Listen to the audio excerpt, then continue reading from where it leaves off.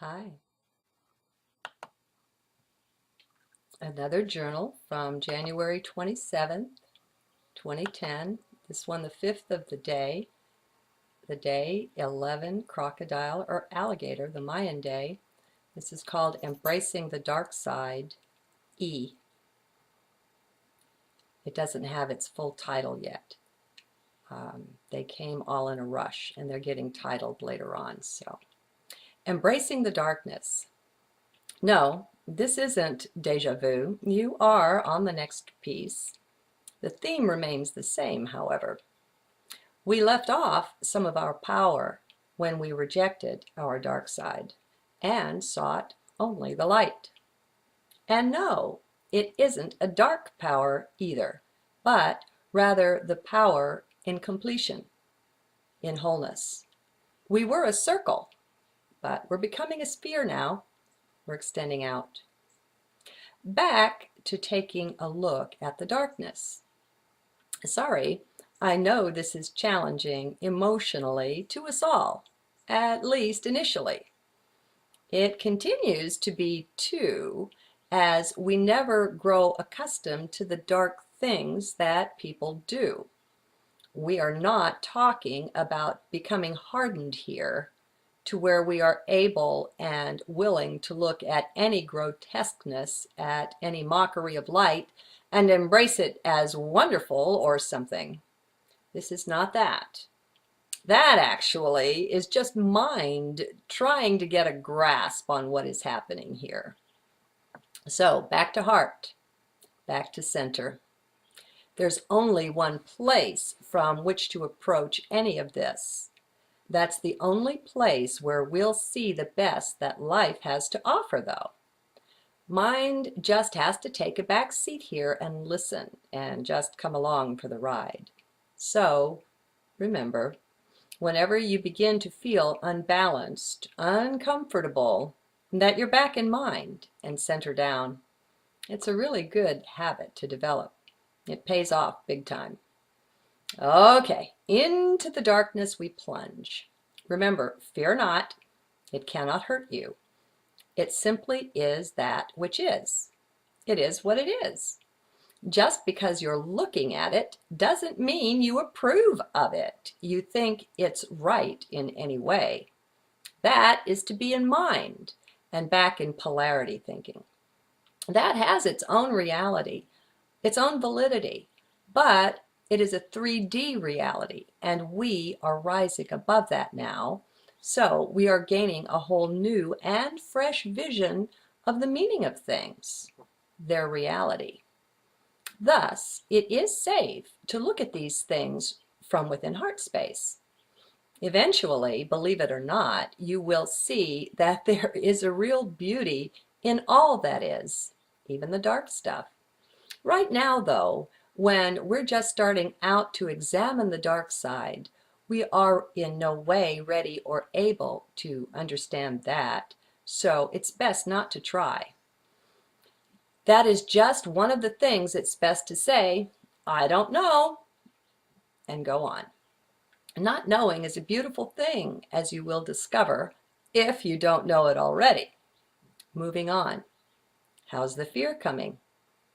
Are you worried that I'm going to put some ghastly horror here before your vision that you won't want to look at? Have you gotten past that yet? Can I help you with it? How about this? Remember, it is not possible to fear from within heart space. Yes, I know some are bored with me repeating that again and again. Maybe they don't see the reality of it, the beauty of it, because they are still in the mind, in its realm. That is the only place it is even possible to be bored, you know. There is no boredom even possible from within the heart.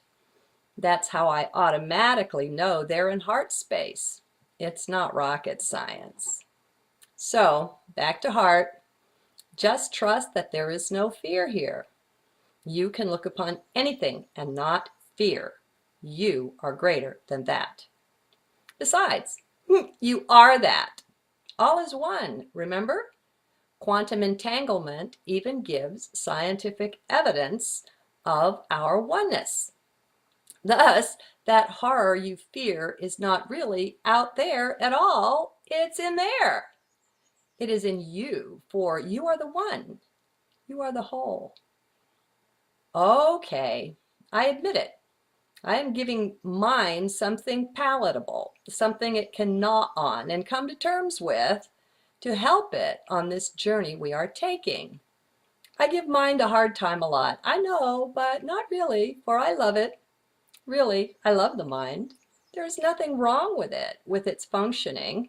What is wrong is the dominant seat it has taken in identity, thinking itself so huge, so important, that it has actually taken the place of the self. This is what must stop. Mind itself is fine.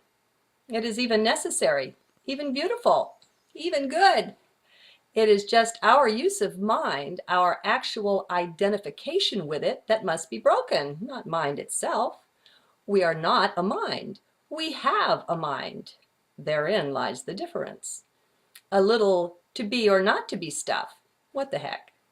But moving on, it may be useful at times to affirm our ultimate oneness, our completeness as the whole.